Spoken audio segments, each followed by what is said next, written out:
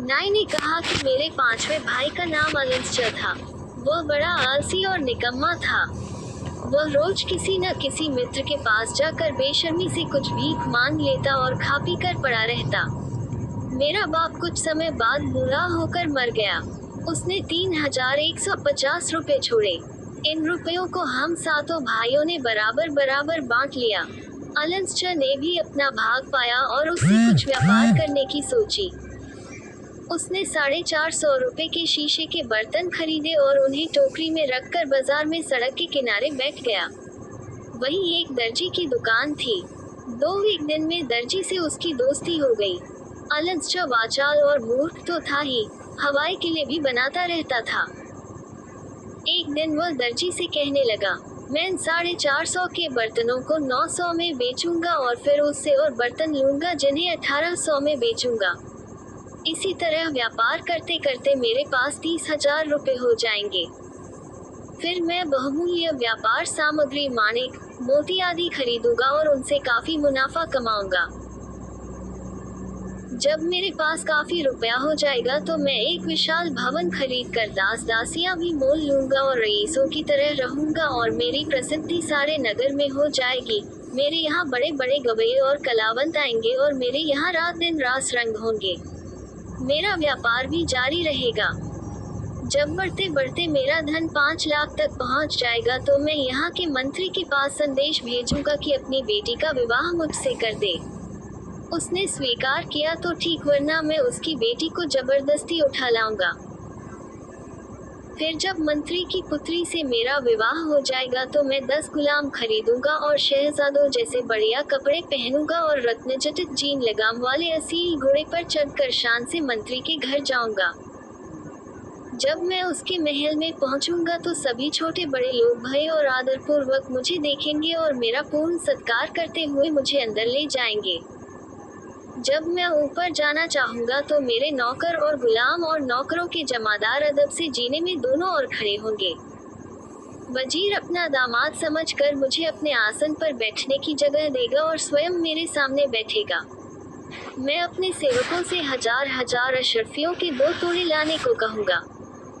मैं एक तोड़ा वजीर को दूंगा कि यह तुम्हारी बेटी का महर है और दूसरा अपनी इच्छा से तुम्हें देता हूँ। मेरी उदारता की चर्चा चारों ओर होने लगेगी। फिर मैं वैसे ही ठाठ बात से अपने घर आऊंगा। जब मेरी पत्नी सुनेगी कि मैं उसके पिता से मिलने गया था और उसे भेंट दी थी तो वह मेरा एहसान मानेगी और एक उच्च कर्मचारी द्वारा कृतज्ञता का प्रकाशन करेगी। मैं उस कर्मचारी को बढ़िया इनाम दूंगा। कभी कभी मैं अपनी पत्नी पर कृपा करके उसका संग करने के लिए उसके महल में जाऊंगा और वहां भी ऐसी गंभीरता से जाऊंगा कि दाएं बाएं किसी और निगाह न डालूंगा। मेरी पत्नी, जिसका मुख पूर्णमासी के चंद्रमा की तरह होगा, बड़ी सज धज के साथ 16 श्रृंगार करके मेरे सामने आएगी तो मैं गर्व के मारे उसकी ओर आंख भी नहीं उठाऊंगा। फिर उसकी प्रधान सेविकाएं और सखी सहेलियां मेरे सामने आकर विनय करेगी कि मालिक, आपकी पत्नी, जो आपकी दासी के समान है, आपकी आज्ञा की प्रतीक्षा में है और आपके सामने खड़ी है। कृपा करके उसे अपने आगे बैठ जाने को कहें। मैं फिर भी उन्हें कोई उत्तर नहीं दूंगा। उन्हें इस बात का बड़ा आश्चर्य होगा कि मैं उनकी ओर और अपनी पत्नी की ओर देखता क्यों नहीं हूँ। वे लोग बड़ी देर तक मेरे सामने खड़ी होकर मुझसे अपनी पत्नी पर ध्यान देने के लिए अनुनय करती रहेंगी। फिर मैं एक कृपापूर्ण दृष्टि अपनी पत्नी पर डालूंगा लेकिन फिर निगाह फेर लूंगा। मेरे इस रवैये से मेरी पत्नी की सेविकाएं और साथिनें समझेंगी कि मैं वैसे किसी बात पर नाराज नहीं हूँ, किंतु पत्नी का जो साज श्रृंगार किया गया है वह मेरे मन का नहीं है, इसलिए वे उसे दूसरे कक्ष में ले जाएंगी ताकि उसका नए सिरे से साज श्रृंगार करें। इतने समय में मैं भी उठकर नए कपड़े पहन लूंगा। शयन कक्ष में जाने पर भी मैं अपनी पत्नी से पूर्ण उपेक्षा का बर्ताव करूंगा। मैं उसकी ओर एक दृष्टि भी नहीं डालूंगा और उससे एक बात भी नहीं करूंगा। मैं पलंग पर उसकी ओर पीठ करके सो रहूंगा। मेरी पत्नी रात भर इस उपेक्षा से दुखी होकर आंसू बहाती रहेगी और सवेरा होने पर अपनी माता यानी मंत्री की पत्नी से रो रो कर कहेगी कि मेरे पति ने रात में मेरे साथ गर्व और उपेक्षा का बर्ताव किया।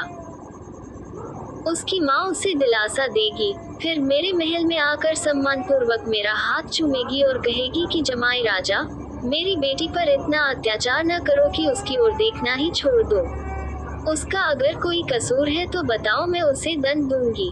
वैसे ये तो कहने की जरूरत नहीं कि वह तुम्हारी दासी है और तब मन से तुम्हारी सेवा करना उसका कर्तव्य है। तुम उस पर एक बार तो कृपा दृष्टि करो, उसके इस अनुनय विनय का मुझ पर कोई असर नहीं होगा। फिर मेरी सास मेरे पास आकर मेरा पाँव चूमेगी, मैं इस पर भी टस से मस नहीं हूँगा। फिर मेरी सास शराब का एक प्याला भर कर मेरी पत्नी को देगी कि अपने पति को पिला दो, शायद इससे वह तुमसे प्रसन्न हो जाए। मेरी पत्नी मेरे सामने आकर प्याला लिए बहुत देर तक भयभीत सी खड़ी रहेगी। फिर वह कहेगी कि आपको उसी भगवान की सौगंध है जिसने आपको इतना ऊंचा बनाया है कि इस दासी के हाथ से मद्यपात्र लेकर पिए। मैं उसकी इस बात को बदतमीजी समझूंगा और उसके मुंह पर एक तमाचा लगाऊंगा और उठकर उसके इतने जोर से लात मारूंगा कि वह दालान से नीचे गिर पड़ेगी। मेरा भाई अपनी कल्पना में इतना खो गया कि उसे अपनी स्थिति का भी ध्यान नहीं रहा। उसने उठकर उसी टोकरे पर, जिसमें उसके शीशे के बर्तन रखे हुए थे, जोर की लात जमाई। टोकरा सड़क पर जा गिरा और उसमें के सारे बर्तन टूट फूट कर बिखर गए। दर्जी, जो उसकी बकवास को मजे लेकर सुन रहा था, हंसते हंसते लोटपोट हो गया। उसने मेरे भाई से कहा, मूर्ख अभागे, तुझे मालूम है कि तेरी यह हानि क्यों हुई है? तूने इतनी सम्मानित और सुंदर स्त्री का जो अपमान किया, यह उसी का फल है।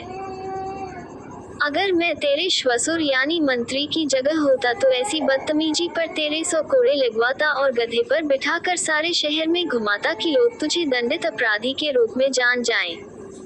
मेरे भाई को भी अपने माल की बर्बादी देखकर बड़ा दुख हुआ और वह रोने चिल्लाने लगा। बहुत से लोग उस समय जुमे की नमाज के लिए मस्जिद की ओर आ रहे थे। उसका रोना पीटना सुनकर वहां भीड़ इकट्ठी हो गई। लोग पूछने लगे कि क्या बात है। जब दर्जी ने उन लोगों को पूरा हाल बताया तो वे सब भी हंसने लगे और मेरे भाई का मजाक उड़ाने लगे। संयोग से उसी समय एक अमीर घराने की स्त्री पर्दे वाली सवारी पर बैठी कहीं जा रही थी और उस स्थान से गुजर रही थी।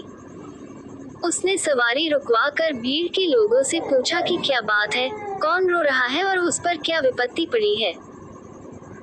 उन लोगों ने जल्दी में पूरी बात नहीं बताई, बल्कि कह दिया कि एक गरीब बर्तन वाला एक चबूतरे पर टोकरे में बर्तन रखे था। संयोग से ठोकर लगी और सारे बर्तन जमीन पर गिरकर चूर चूर हो गए। उस स्त्री को दया आई। उसने अपने एक सेवक को अशर्फियों की एक थैली देकर कहा कि उस बेचारे गरीब को दे आओ जिसका नुकसान हुआ है। सेवक ने वह थैली, जिसमें 500 अशर्फियां थी, मेरे भाई अलंस्टर को दी। उसने थैली पाकर बड़ी प्रसन्नता व्यक्त की और उस दानी स्त्री को बहुत से आशीर्वाद देकर थैली लेकर अपने घर चला आया। कुछ ही देर में उसका दरवाजा किसी ने खटखटाया। उसने दरवाजा खोला तो देखा कि एक बुढ़िया खड़ी है। बुढ़िया ने कहा, बेटा, नमाज का समय हो गया है, मुझे एक लोटा पानी दो तो मैं वजू करके नमाज पढ़ लूं। मेरे भाई ने देखा कि वह काफी बूढ़ी है, इसलिए नितांत अपरिचित होने पर भी उसने उसे लाकर पानी दिया। बुढ़िया नमाज पढ़कर मेरे भाई के सामने आए और उसके सामने ऐसे झुकी जैसे नमाज में भगवान के समक्ष झुकते हैं, और फिर उठकर उसे बराबर आशीर्वाद देती रही। मेरे भाई ने उसके फटे कपड़े देखकर समझा कि यह भीख मांग रही है। उसने अशर्फियों की थैली निकाली और उसे 2 अशर्फियां देने लगा। बुढ़िया ने वे अशर्फियां नहीं ली। मेरे भाई अलंस्टर ने बिगड़ कर पूछा कि क्या तू इतनी भीख से भी संतुष्ट नहीं है? बुढ़िया ने कहा कि तुमने गलत समझा कि मैं भिखारिन हूँ। मैं तो अति धनवान और सुंदर युवती की नौकरानी हूँ। वह मुझे बहुत कुछ देती है और मुझे भीख की जरूरत नहीं है। मेरा भाई मूर्ख तो था ही, उस बुढ़िया के फरेब को न समझा और उससे कहने लगा कि हमें भी अपनी मालकिन को दिखाओ। इसके लिए वह उसे इनाम देने लगा। बुढ़िया हंसकर बोली, तुम यह इनाम रख लो और मेरे साथ चलो। तुम मेरी मालकिन को तो देखोगे ही, ये भी संभव है कि तुम्हारी सुंदरता देखकर वह तुमसे विवाह कर ले। ऐसा हुआ तो तुम वास्तव में भाग्यशाली हो जाओगे, असंख्य धन और अनिंद्य सुंदरी के स्वामी। मेरे भाई ने अंदर जाकर अच्छे वस्त्र पहने और अशर्फियों की थैली लेकर बुढ़िया के साथ चला। बुढ़िया उसे एक बड़े विशाल और सजे सजाए मकान के सामने ले गई। उसके आवाज देने पर एक यूनानी दासी ने द्वार खोला। बुढ़िया ने उसे एक सुसज्जित स्थान पर बिठाया और अंदर गई। कुछ ही देर में एक अत्यंत रूपवती युवती आकर उसके समीप बैठ गई और उससे घुल मिलकर बातें करने लगी। उसने कहा, यह ऊपरी कपड़े उतार कर आराम से बैठो। अलेक्जेंडर ने ऐसा ही किया। कुछ ही देर में वह युवती घर के अंदर यह कहकर चली गई कि मैं अभी आती हूँ। कुछ ही देर में एक बड़ा लंबा चौड़ हबशी हाथ में नंगी तलवार लेकर आया और गरज कर मेरे भाई से बोला, तू यहाँ मेरे घर में क्या कर रहा है? मेरे भाई की भय के मारे घिघी बंध गई। हबशी ने उसे तलवार के कई हाथ मारे जिससे वह गिरकर बेहोश हो गया। हबशी ने उसकी कमर से अशर्फियों की थैली खोल ली और आवाज दी कि नमक लाओ। वही यूनानी दासी एक कटोरे में पिसा हुआ नमक ले आई। नमक वह ये देखने के लिए मंगाता था कि उसका शिकार अगर मरा न हो तो वह उसे फिर तलवार मारकर खत्म कर दे। दोनों ने उसके घावों पर नमक छिड़का। मेरा भाई उनका उद्देश्य समझ गया था, इसलिए तकलीफ सहकर भी चुप होकर पड़ा रहा। हबशी और दासी उसे पूर्ण मृत जानकर थैली लेकर चले गए। कुछ देर में बुढ़िया फिर आए और मेरे भाई को घसीटती हुई ले गई और एक कोने में बने हुए गड्ढे में फेंकाए जहां और भी कई लाशें पड़ी हुई थी। मेरा भाई इस अरसे में तकलीफ की वजह से बेहोश हो गया था। गड्ढे में फेंके जाने के कुछ देर बाद उसे होश आया। वास्तविकता यह थी कि तकलीफ देने के लिए डाला गया नमक ही उसके प्राण बचाने और शक्ति देने का कारण बना। थोड़ी देर के बाद वह उस गड्ढे से निकलकर एक कोने में दबकर बैठा, फिर छुपता छुपाता मकान के दरवाजे पर पहुंचा। जो कुछ कहीं पड़ा मिलता खा पी लेता। 2 दिन बाद बुढ़िया फिर नए शिकार की तलाश में निकली तो यह मौका पाकर भाग निकला और मेरे पास आ गया और मुझसे अपनी सारी विपत्तियों का हाल कहा। महीने भर में उसके सारे घाव भर गए और वह पुनर्तः स्वस्थ हो गया। अब उसने बदला लेने की योजना बनाई। उसने एक बड़ी सी थैली बनाई और उसमें अशर्फियों के बराबर शीशे के टुकड़े भर दिए। फिर उसने बुढ़ियों जैसे कपड़े पहने और कपड़ों के अंदर तलवार छुपाकर हाथ में थैली लेकर निकल पड़ा। संयोग से एक गली में वही धोखेबाज बुढ़िया मिल गई। उसने बूढ़ी स्त्रियों के जैसे स्वर में उससे कहा, बहन, मैं फारस देश की रहने वाली हूँ और इस नगर में नई आई हूँ। मेरे पास 500 अशर्फियाँ हैं। मैं चाहती हूँ कि उन्हें परख और तौल कर देख लूँ कि पूरी और ठीक है या नहीं। तुम कहीं से मेरे लिए सिक्के तौलने का तराजू ला दो। उसने उत्तर दिया, बहन, तुम मेरे साथ चली आओ। मुझसे अधिक विश्वसनीय व्यक्ति इस नगर में कोई नहीं है। मेरा पुत्र सर्राफे का काम करता है। वह तुम्हारी अशर्फियाँ भली भांति तौल और परख देगा। लेकिन जल्दी करो, ऐसा न हो कि वह घर से अपनी दुकान को चला जाए। वह पापिन मेरे भाई को उसी घर में ले गई जिसमें पहले ले गई थी। यूनानी दासी ने पहले की भांति द्वार खोला और मेरे भाई को अंदर ले जाकर एक अच्छी जगह बिठा दिया। बुढ़िया ने कहा, तुम यहीं बैठो, मैं अभी अपने बेटे को लेकर आती हूँ। कुछ ही देर में उसका तथाकथित पुत्र यानी वही हत्यारा हबशी आया और कहने लगा कि भाई, मेरे साथ चलो। मेरा भाई अलेक्जेंडर बुढ़िया के वेश में उसके पीछे चल दिया। रास्ते में जब वह हबशी लापरवाह हो गया तो मेरे भाई ने तलवार निकाल कर ऐसा हाथ मारा कि उसका सिर कटकर अलग जा पड़ा। अलेक्जेंडर ने उसका सिर और धड़ दोनों खींचकर उसी गड्ढे में डाल दिए। इतने में यूनानी दासी बर्तन में पिसा नमक लेकर आई, किंतु बुढ़ियों के वस्त्र पहने नंगी तलवार लिए पुरुष को देख बर्तन फेंककर भागने लगी। मेरे भाई ने झपट कर उसे पकड़ा और उसका सिर काट दिया। दौड़ भाग और चीख पुकार सुनकर वह बुढ़िया भी वहां आ गई, लेकिन वहां का हाल देखकर जान बचाकर भागने लगी। मेरे भाई ने दौड़कर उसे पकड़ा और कहा, दुष्टा कुकर्मिनी, तूने मुझे पहचाना या नहीं? बुढ़िया कांपती हुई बोली कि मैंने तुम्हें कभी नहीं देखा, पहचानूंगी कैसे? मेरा भाई बोला, तूने देखा कैसे नहीं है? मैं वही हम जिससे तूने उस गली में नमाज के लिए पानी मांगा था और फिर यहाँ लाकर अपनी समझ में मरवा डाला है। बुढ़िया हाथ जोड़कर और गिड़गिड़ा कर कहने लगी कि मेरा अपराध क्षमा कर दो।